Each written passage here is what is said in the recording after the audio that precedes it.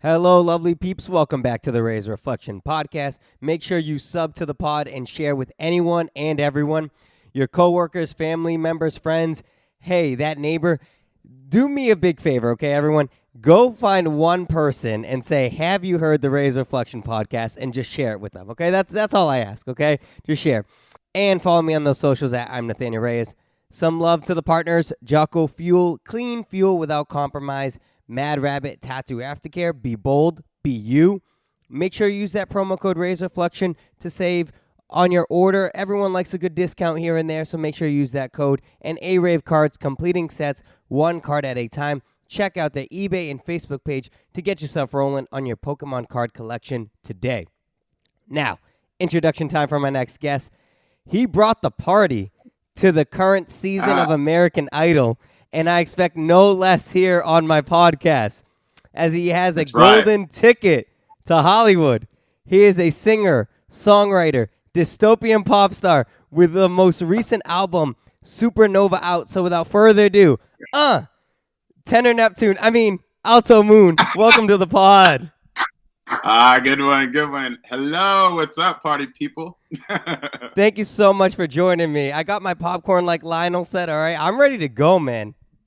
Oh, thanks for having me, man. I'm super excited. Of course. Now, we're going to get into American Idol, how you got into that. Actually, fun fact, this is the first time I've ever interviewed someone from American Idol. You're kidding. I'm first? Okay. Is it alphabetical? Oh, that's so awesome. I'm so honored. Thank you. No, thank you. So we're going to get into, your time, how you got into American Idol, but I want to learn a little bit more about you. Where did the name Alto Moon come from? Great question. So I used to sing in a church choir when I was like a little bitty, and there was not many sections. I don't know how formal we were, but basically we had like our tenors, our altos, and our sopranos. Tenors were mainly just another name for our choir for boys, but my voice was particularly high, especially like pre-puberty and everything, and so I was the only boy in the alto section. And I always just kind of liked the name Alto. And then Moon, like as I got older, I got really into, jokingly kind of got into like astrology and like zodiac signs, everything. Like I'm wearing my Taurus necklace now. But I kind of just fell in love with that symmetrical name of like Alto Moon. And I can see this on a magazine cover or something in the future. So maybe there's some manifestation happening there, but that's what I landed on. It felt cool. It felt somewhat like a real name, somewhat like a superhero name. And people ask me all the time, like, is that your real name? And I'm like, no, but I'm glad you think it sounds like that. So I thought it was too. I did. It like you said, it sounds like a real name, and now you come into it, and now you're comfortable with who Alto Moon is. So I love that. That's a great story. Yep. I'm almost more comfortable being referred to as Alto at this time in my career than my real name. So it's great. Which we won't say. We'll say that off camera. Okay. I'm just kidding. All good. You moved to Atlanta to pursue music full time. Yeah. Where were you prior? So I was raised in Alabama. And then about ninth grade in high school, I moved to Texas. And so I started my sophomore year in Texas. And from there, I went through high school and UNT, University of North Texas, and that was like a really big music school.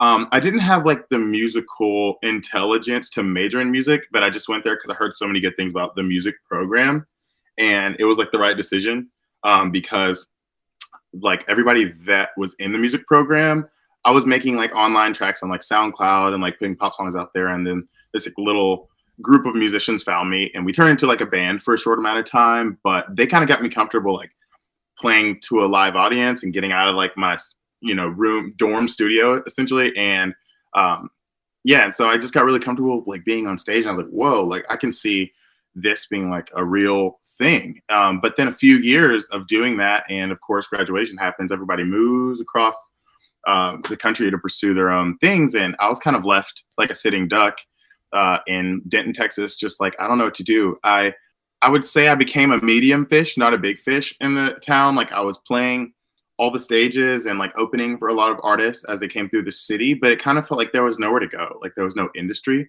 Texas is very corporate. It's not super heavy on the arts, at least when I was there. So I did as like what I could do around Dallas and everything. And then eventually I was just like, I feel like I need to go like spread my wings. And I was missing that like down south vibe, like marching bands and, Southern cooking and everything. And so I was like, my brain was just saying something about Atlanta. And the more research I did, I was like, sounds like the right move. So I packed up everything. My fiance and I like hit the road out here, took a long drive, and we literally haven't looked back. It's been now we're looking at 5 years of being here in Atlanta, and like everything's changed. So right decision. So a lot of moving when you were growing up. You said you started in Alabama, then you went to Texas, and I love how you recognize that within yourself. How you were like, you know Yeah. what? I want to pursue this. So in order to do so, I need to be in a bigger market. I need to be somewhere where there's a little bit more going on. And like you said, even just Energy. Yeah. yeah, the energy, the creative juices flowing. I mean, you're not incorrect. Like I'm from New England, and it's funny you say that because for a short time, right, I was walking around with my GoPro and a camera, and I was walking around just everywhere, vlogging my life, And I'm gonna admit, I kind of succumbed to peer pressure with this because I got so much backlash from that. People were like, "Why are you doing that? That's weird. Why are you walking around with a GoPro?" And I kind of just vlogged my life, even though it wasn't anything amazing or outstanding. I just loved to do that. I thought it was cool. I thought it was Yeah. fun, and I backed off doing that just because in New England, that's not a common thing. Now, if I was out west, that would be like people would be like, okay, you're just like everybody else. But out Yeah. here, it's like that's not something that people do. So I can understand that. And I can relate to just the creative juices or even just people's mentality is that's not where it's at. It's just, they like to do other things. Like here in New England, I tease the people here because to me, I'm like, the farthest you've gone is Cape Cod, and that's in Massachusetts. That's in the state that you're in. You know what I mean? So, Yeah. so it's just, I can understand that. I can understand that. So you talked about how you moved from place to place to place. What was your upbringing like? Was it tough moving? Was it tough transitioning? Did you have siblings? I just want to learn a little bit about Alto before we get into your music. Absolutely. And if you don't mind, my first question: are you a Celtics fan? I am, and I actually had a question on that because I saw you were in Celtics merch. I don't know where you saw that, but that's awesome. I'm the biggest Celtics fan. I love Yes. green.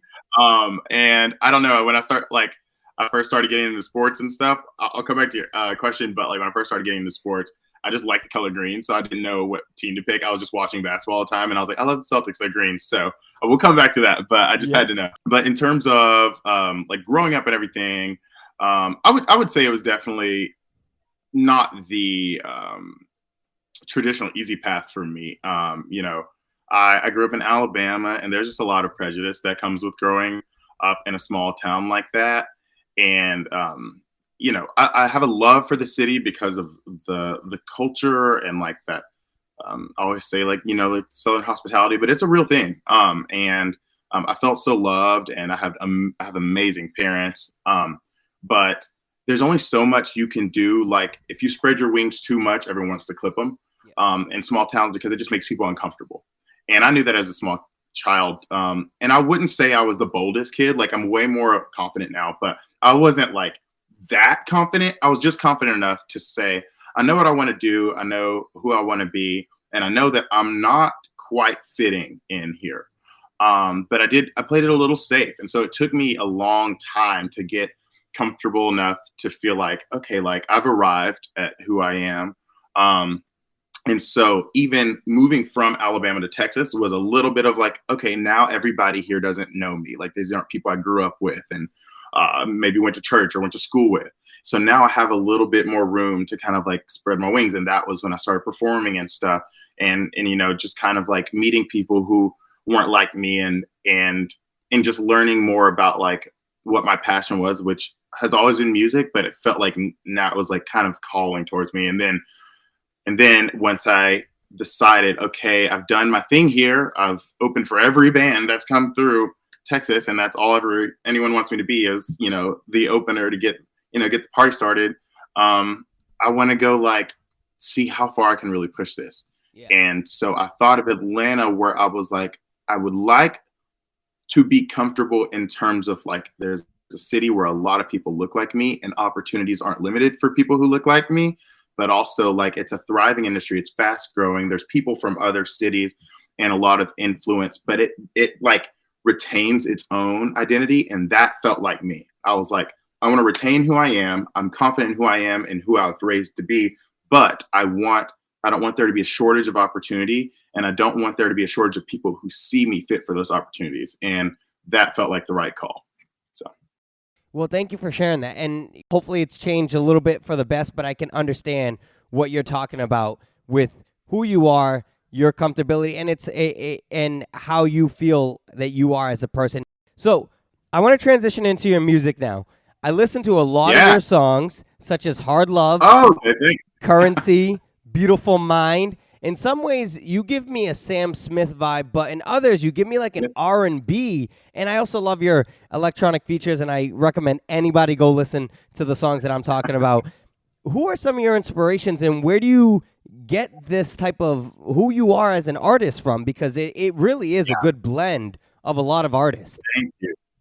Thank you. I'm going to credit my pops on that. He's got the world's best record collection. I steal one every time I go back home for a visit. He's aware, so it's like it's approved theft. But basically, it was like the pop icons. I know this sounds like a little generic, but like a lot of Michael Jackson, a lot of Prince, a lot of Earth, Wind and Fire, and like Stevie. And so that's like where it always kind of comes back to. It's like that soul.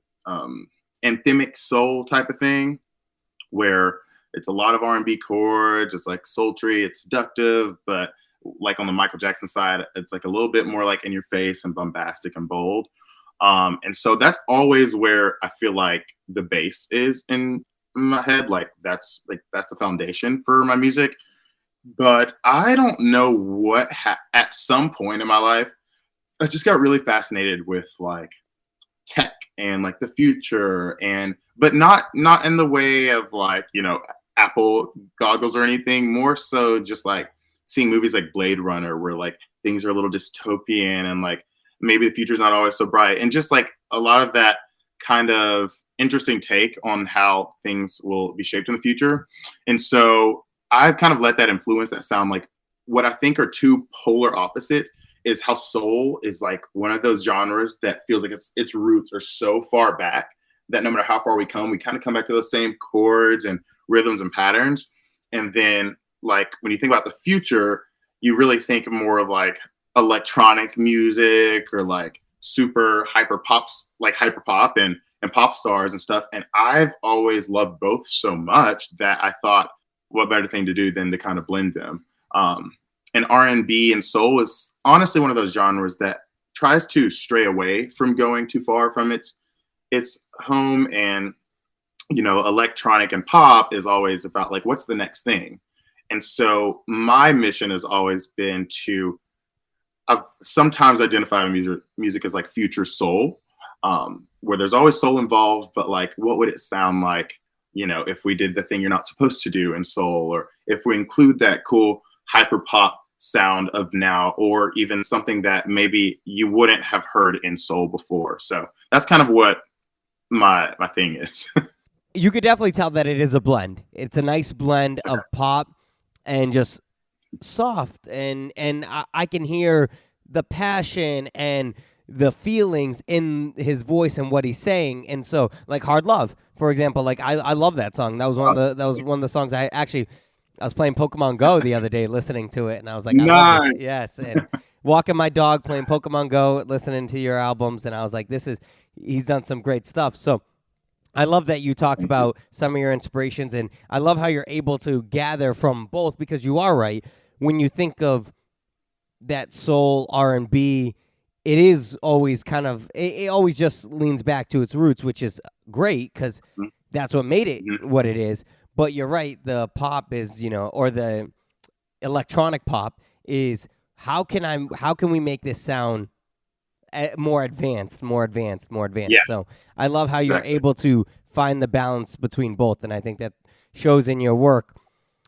So let's transition into American Idol now. Oh man, let's do it. Yes. Talk to me about the process. When did you decide that you were going to pursue this opportunity? That's a great question. Mainly because I didn't currently envision myself doing a competition series. Like that's not something that was on my radar at all. At the same time, I grew up with it, right? Like, so I watched stars get formed from that show. That's how I learned to text. That's how I really learned to memorize numbers in the house phone. Like, I've been voting since the Ruben Studdard season. So it's so cool that it does feel like it's kind of full circle. My first exposure to musical on a massive stage like that was American Idol. But at the same time, as I've kind of gone through my career, it kind of faded into the background in terms of something I want to do. Like my 5-year plan with music was not to be on a TV show or anything. But when the opportunity came, I was like, I have to do this. And I honestly can see myself doing really, really well on this. And the opportunity came because one of the show's producers came across one of the songs you mentioned, Beautiful Mind, and emailed me and was like, I heard Beautiful Mind. I think you would do really well on this season. And, you should audition. And that process was wild. And you did great. You were able to, they didn't show much of it, but they used you in like the montage, which I thought was excellent. Yes. And they used your song, Lemons. That's your song. Yeah. That's me, 100%. That's what I mean. What was it like being able to perform an audition with your baby, essentially, one of your songs? Yeah, I was not planning to do that, and I'm so glad that I was encouraged to. But it honestly feels like that is the perfect way for me to audition because I pride myself so much on my artistry and my original music. And I've never just considered myself just a singer. So it was really cool to see myself showcased as like, this is fully me. This is my song, my production, my beats hitting on the TV screens of all the homes in America. And, and I was just singing my little heart out and performing. And it was a riskier choice, I think, because it's not a singy song, I was positive everybody in that room was going to go in there and give their best ballad and their stories. And don't get it wrong, I went in there and I gave my story, tons of interviews, and told so much about me that will hopefully be featured soon. But what I wanted to do is say, I want to stand out. I want whatever I do when I walk in that room, they have no question that I'm different than the rest of the competitors in some way. And what better way than to be the most authentic version of myself? Like, I'm not going to cover some other artist's song. I'm going to do the one that I wrote. So, and it felt like the perfect kind of bow on my story and who I am and everything. So I'm happy that you were able to do that because I've interviewed some people from another music competition show. We'll act like they're the rivals here. I'm just the middle. No, I'm just kidding. Well aware. And the reason why I share that is because from me interviewing a lot of them, they say that one of the biggest, I guess you could say, gripes that they have with that show is that there is that lack of ability to use your own work or something that you used. And the reason why I say this is because now I'm not a singer whatsoever. I'm not musically inclined. God gave me the talent to be able to talk, but not sing. I can't sing. I love to do it. I'm just not good at it. Thank you. I love to sing. I'm just not good at it. The reason why I say that is because I also think, even though I'm not well-versed in singing, I can see from my TV screen when somebody authentically is singing something and when somebody's just singing it just to sing it. And one of the things I loved about your Lemons performance, and you're right, I hope that they get opportunity to air more of that or to feature more of what you've done, is that you were really into it and you were really dancing. And that's one of the things that Katy, Lionel, and Luke all said, was that they felt the authenticity. Whereas sometimes when I've watched other competition shows, that authenticity is lacking just because they're not able to sing exactly what they want to sing, or they're being told what to sing.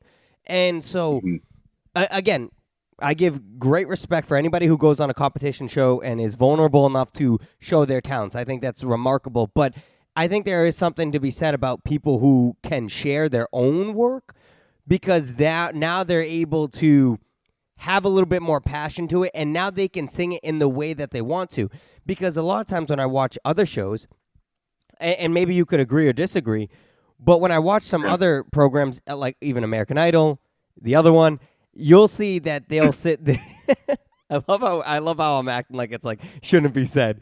No, but one of the biggest things that people say is, "Oh, it didn't sound like that person," and it's very hard to compare Yeah. a song, a cover to a song, to the person who either wrote it or has performed it for 20, 30 years. Like, that is just Exactly. it's kind of an unfair scale, in my opinion. So I think that that's really cool that you were able to sing Lemons, and I wouldn't have even known about that song unless you had sang it. So great risk that you took, because I think it gave exposure Thank to you. even who you are as a songwriter, as an artist. Yeah. As we mentioned, they aired some, but not all of your interactions. But can you share some of those moments, or are you not able to because of spoilers? I'm just not sure. I'll give you what I can. Yeah. Trust me, I've read my contracts up and down. I got you. All right, perfect. Yeah, so can you just share some of those moments? So, referring to the audition and everything. Yes. What's aired? So yeah, at first, and I'll be honest. At first, I was like so bummed. I was like, oh, like my 15 actual seconds of fame. But I honestly, in reality, I'm like, that's actually so exciting, because I feel like it leaves a little bit more for people to tune in for me. I feel like that was, when I say just this much of what I wanted to bring to the show. I'm so excited for you to see more, because I think it was the best display of what I did. But that was actually my goal when I went in there. I was like, okay, so if I'm being encouraged to do this, like, I need to do it in a way that shows my vocal ability, but also, kind of hints at what I'm going to bring in the future. So I need to get that golden ticket first, and then I'm going to kick the doors down. But what I do remember most actually was, first of all, they were all dancing. So that's a good sign. Singing and everyone's dancing along. I'm like, okay, I'm doing something right. If they send me home right now, then at least they danced for, a couple minutes and we all had a good time. But my favorite interaction when I first was like, I did it twice. And Katy was like, we got another. But that was really cute. And then what Lionel said to me was that he heard a particular cry in my voice that he thought was going to be awesome to hear in other songs. And so I made a mental note of that. I was like, cool. He wants to hear a little bit of that soul that I got. And then what stuck out to me the most actually was Luke, who I was most nervous for.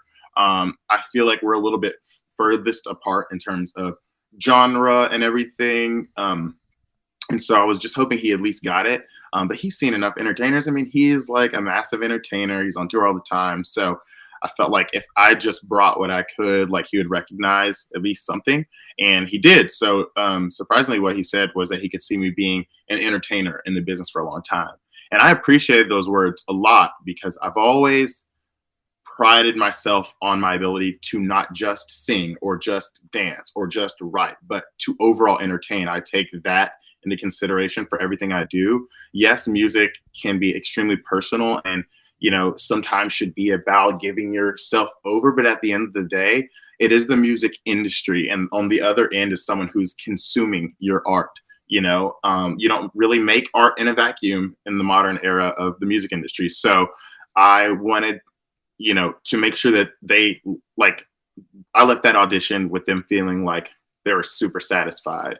But his words stuck out to me of like being an entertainer in the industry, because I don't want to be limited to just, singing and standing there. Like, I wanted to give a full display of what I'm capable of, because it's not only the judges that I'm auditioning for, but it's America. You never know who's in the audience. You never know who's at home watching. And I wanted to make sure that no matter what happens, I'm leaving a bigger mark than just singing cover songs and maybe someone hearing me do their version of the song. I wanted to leave a bigger mark and someone see me for me.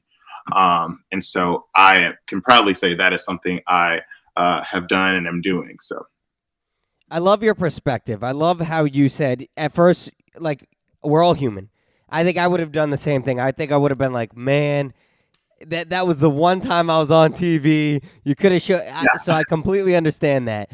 But I love your perspective of there is a little bit of a cliffhanger. And even so, like I said, I was so enamored and captured by your Oh, entertainment that I was like, I got to interview this guy. I have to know who he is and what he did, because the way you were dancing and like you said, the and the just the overall razzle dazzle that you had, I thought it was just phenomenal. And I was like, I really want to learn who Alto is. So even though they didn't air that, they will obviously, I'm sure that you'll get your shine in the next few weeks as we're leading up to more episodes of the show. So did you get to behind the scenes now? You got the golden ticket. You got to be with your family. Ryan Seacrest, that's also a pretty cool moment. I don't know about you. I've seen that dude my whole life watching him on TV. yes. What was that moment like? Okay, wait. I'm so glad you asked, because they didn't air this, and it's crazy that they didn't. But the judges sent out lemonade for me and Ryan to drink together. So we drank lemonade on camera together, and that was super fun. It was also really cool because Ryan's from the Atlanta area. Yep. And so, like, if anything, I actually was like, I made Ryan proud. Like, we're from the same city. I know this season in particular, they're highlighting where they all came from. I do wish there was just a little bit more time spent on, like, Ryan's a massive part of the American Idol, fandom and everything. And so I really wanted to make him proud on behalf of Atlanta, and Atlanta proud and everything. I wish there was a way that could have tied together just this much more, but I think it's still awesome that I got to share the experience with him. My family, my fiance was there. It felt like such a victory moment for a very long career of working towards this. I'm 27, so I'm almost double the age of some of the competitors on the show. And so, like, my little golden ticket felt like a stamp of approval for like 10 years of work. And I was like, if you even give me a sliver, of TV time, I'm going to take this and run with it. And, like I said earlier, kick the doors down. Like, I'm here to make a long lasting, awesome career. And so everything that I do on the show is with that in mind. And my friend, I think you are on the right path because, like I said, I've listened to your music.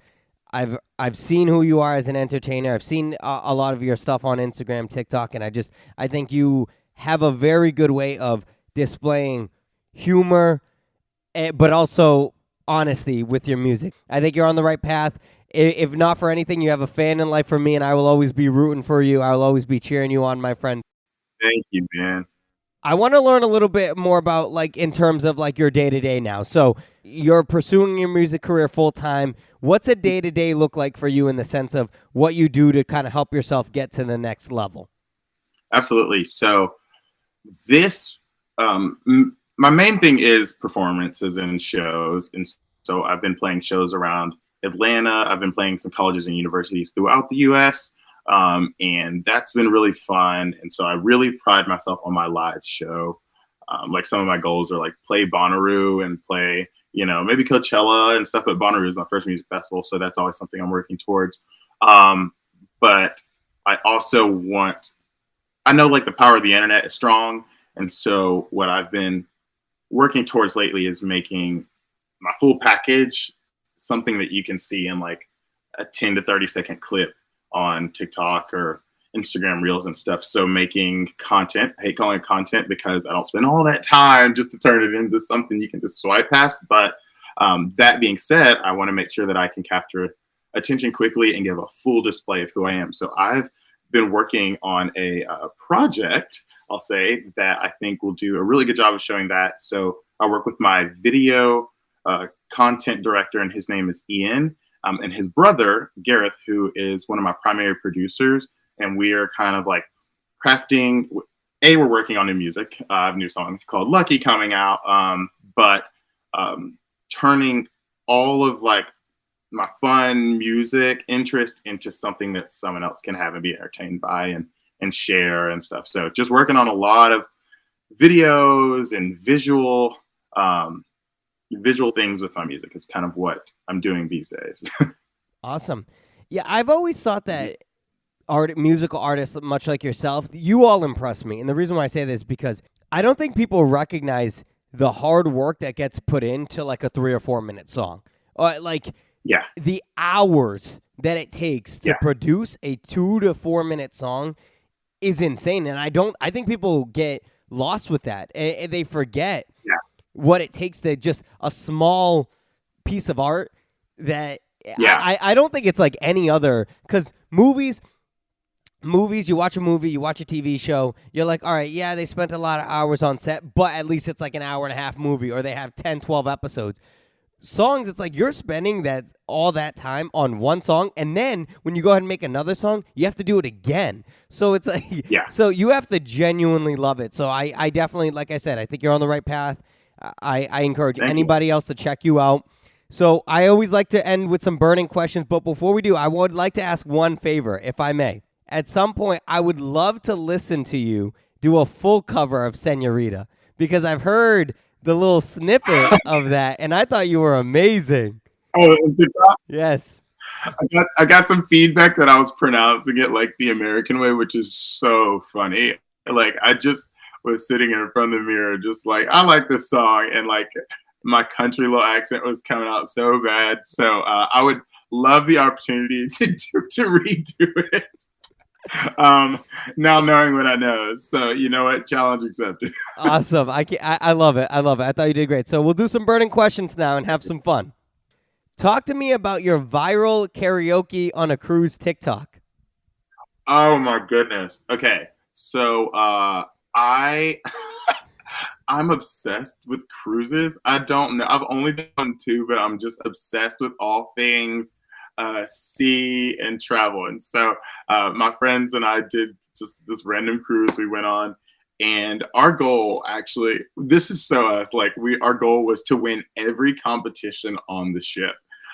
So whether it was trivia, whether it was, and then we realized there was karaoke, and we were like, we don't know if this is a competition, but we're going to turn it into one.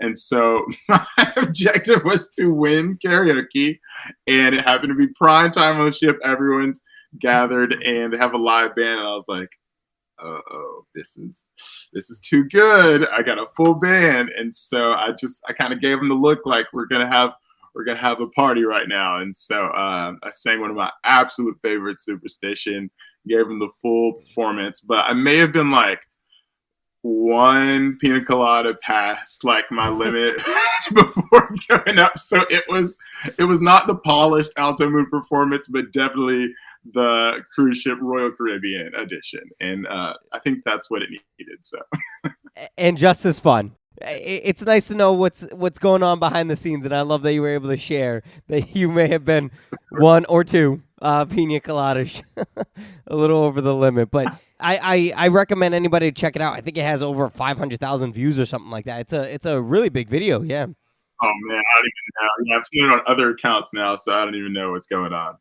What do you have against tomatoes, and what is Tomato Gate?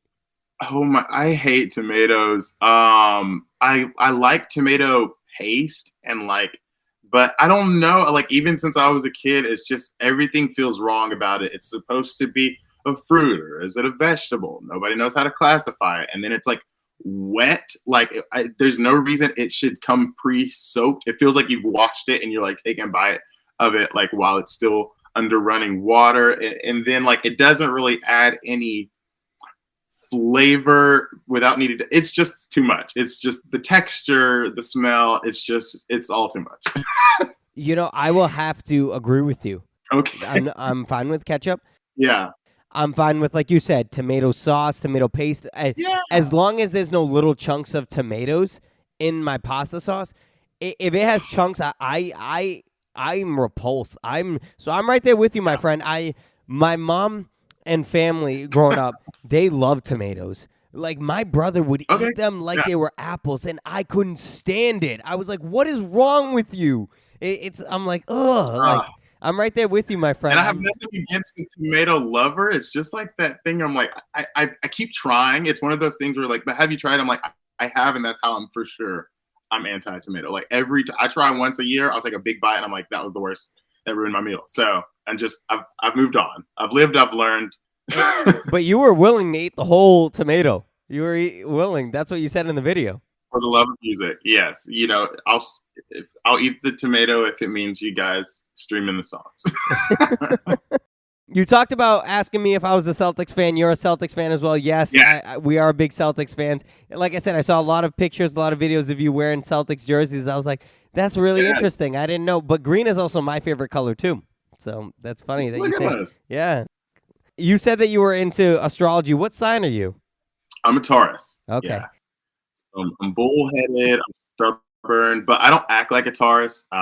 If anyone who's watching cares, I'm a rising Leo. So those are the ones who are usually like performers and have like the wild hair or a little bit more flair to their style. So that is what you see. At the end of the day, though, all I want to do is nap, play video games, eat food, and collect things. So that's like who I am. But what you guys see is like full out energy, which I'm using it all up so that when I get home, it's just me, my cat, a blanket, and some snacks. That's awesome. When's your birthday then? Because I'm not too familiar. I just know I'm a Yeah, Sagittarius. So when is your birthday? cool. I'm engaged to a Sagittarius, so I love Sagittarius.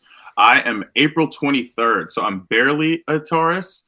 I think it's like right when you enter the season of Taurus. But yeah, I'm an April baby. I'm like right at the end of when it's like been raining for a month. It's like the sun's coming out, Yeah. and I'm turning another year old. And your birthday's coming up soon. So yeah, look at It's coming up, man. that's right. I'm a little get too old too quick.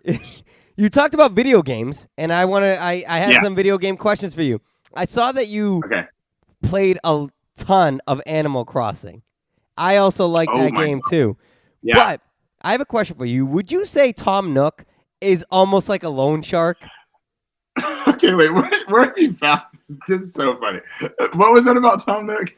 Okay, well, it's funny you say that Nathanael does his research. That's why Nathanael does his research. Job well done. That job well done. Thank you. I played, I think, somewhere close to like almost 200 hours of Animal Crossing. That's insane. But it was the pandemic. I had Yes. nowhere to go. Yes. So, We'll have to change Switch passes after. Yes. okay, cool. Let's do it. So yeah, my question about Tom Nook was: would you categorize him as kind of a loan shark?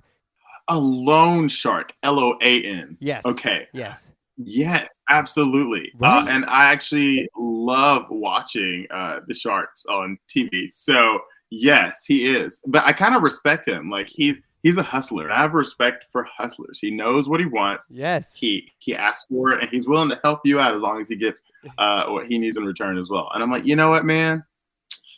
I can't blame you. I can't blame you. Could you imagine like an older version of that game where he goes, "Hey, listen, you better pay right now." I'm like, Yeah, dude. He's beating you up with the little net. that'd be hilarious. I also saw that you love playing Pokemon. So I have a question for Oh you. my gosh, yeah. Bulbasaur, Charmander, or Squirtle? Who are you starting with? So I'm gonna pick Squirtle.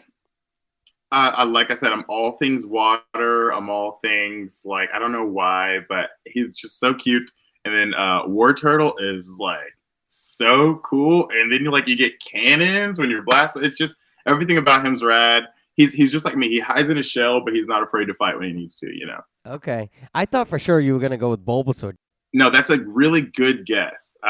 Yeah, really good guess. I think I have equal love for all of them for those various reasons, but something about Squirtle just speaks to me. He's adorable. I will say this. I will say this too. So I love Charmander. He's actually my favorite. Yeah. But my problem with him is, and I'm talking like I played the original like Pokemon Yellow, Pokemon Red, Blue. Like I'm talking those versions. He's almost irrelevant until the 4th gym leader. Like you can't really use Charmander that much. Yeah, I see what you're saying because you're going against like a rock type, and then you're at a type disadvantage for a while, so it's hard to win early. But something says a lot about a person who picks Charmander. They're willing to go through it, Yes. For like the best end result. Because I will say he is the best final evolution by far. Like Charizard, there's a reason he's like one of those popular. So I totally understand. And if someone's like my starter's Charmander, I'm like, you know what? I see you. I respect you. All right, so you know what? I'll take that. I'll take that as a compliment that I love Charmander because I've gone through a lot of losses. Hard working, man. Yeah. I love that little dinosaur so much. Okay, perfect. Or I think he's like a lizard, actually. I don't know. All right, if you could choose 5 restaurants to eat from for the rest of your life, but you cannot eat anywhere else, which 5 would you choose? Oh my gosh, this is my favorite question ever. All right, we're starting off strong. We're going to Applebee's. You're getting the 4 cheese mac. with like the like starter trio. Applebee's. Loved Chili's in Texas. So Chili's is just like a $2 cheaper version than Applebee's. Same awesome experience. My third, I'm going to pick Olive Garden because I'm obsessed with pasta and bread. As you can see, I have a hard time saying no to carbs. And so the last two, what I'm going to do is pick something that's a little on the healthier side. So there's this place called Cava. You make like this Mediterranean bowl with like rice and chicken. Yeah. And so it's like, pulling back a little bit and eating something healthier. And quick too. Absolutely. Okay. And so my last one, this is tough. This is very tough. This is very important though. So I'm going to say my fifth and final choice is, okay, Five Guys. It's like the best quality fast food-ish burger. Fast food-ish as in like you're not going through a drive-through to get it. You go inside and it takes you like maybe 10 minutes, but like it's so worth going inside and purchasing it. And the fries are like actually fresh. You can see the bags of potatoes and they're just so quality, so good. Yes, you have to take out a bank loan just to eat it, but it's delicious. So that's my five. I got you. Five for Five Guys. Yeah. So we got Applebee's, Chili's, Olive Garden, Cava, and Five Guys. Okay, I like that list. Oh, my heart is like, yes. That list right there. I'm good. All right. I can die happy. I probably will with what I'm eating in those 5 restaurants for the rest of my life. Hey, you said carbs. Carbs are the biggest comfort food, I think. Give me a nice bowl of pasta, like when I'm feeling sad, and we're good. Yeah. We're good. What conspiracy theory do you most believe in? Oh, my gosh. Okay.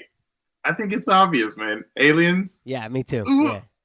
Yes. And even if they're not real, it's fun to believe they are. Come on. Yeah. Have some fun. I do believe that. I believe that it's so big out there. Yeah. So I'm with you. Wait, but specifically, they would be underwater. Like, if we have aliens, they're not like on the earth, like, oh, I think I saw one at a Target. Like, it's no. Like, there's so much room underwater. There's so much happening. Like, if you see an octopus, it's like, okay, aliens are real. So that's my whole theory around it. I totally agree with you. I've always said I'm actually more afraid of what's in the ocean because supposedly we haven't even discovered the ocean, but we're on the same planet as them. If there's some green guy hundreds of thousand light years away, go be happy. Yeah. Go do what you want to do in the universe. They're like, they're right here. But they're right here. They're Gulf Shores. Yes.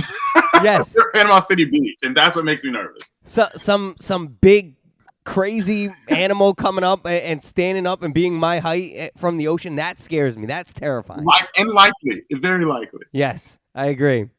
All right. You've got $10 to go on a first date, but you have to make an appetizer, a meal, and a dessert. Under the $10 budget, what are we doing? Oh my gosh. Appetizer, meal, and dessert. Yes, but we only have a $10 budget. Okay, cool. So the first thing you got to do for sure, the appetizer, we're just going to start off with like a cheese dip. I feel like cheese is really cheap, like a tortilla chip situation. Yep. Okay. With like some cheese. And then I think a cheap way to have an entree is I got it. All right, let's hear it. I got it. So if you need to stretch $10, then if you're going to do a tortilla and cheese, then you can use the same tortillas as a taco for your entree. So you just fry the ones and turn them into your appetizer. You use the tortilla for your entree with one protein. Or you could just do a cheese quesadilla. So now you've used the same. And then for your dessert, just because we're on this heavy cheese theme, we're doing a cheesecake. What can I say? My man Alto, I think you just figured this out with saving money. I think if I went ahead and tried to look at it, I think we may have saved some money right there. Let's go. That was really good. Look at that. I like that. You got the creative juices going. I like that. You were quick, and then you were like, wait a minute, let me take a step back and let me use the creative juices. No, that was great. That was fun, man. That was fun. All right, I've got a random deck of cards here.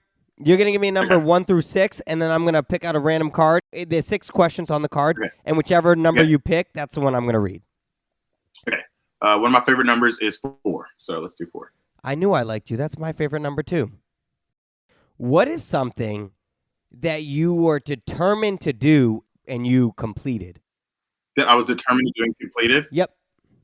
In a month from now, I'll have been on my absolute favorite TV network of all time that I grew up loving. And I will leave that a mystery for you guys to follow up with later. I say it's my dream. Like it's my dream opportunity. So we'll see.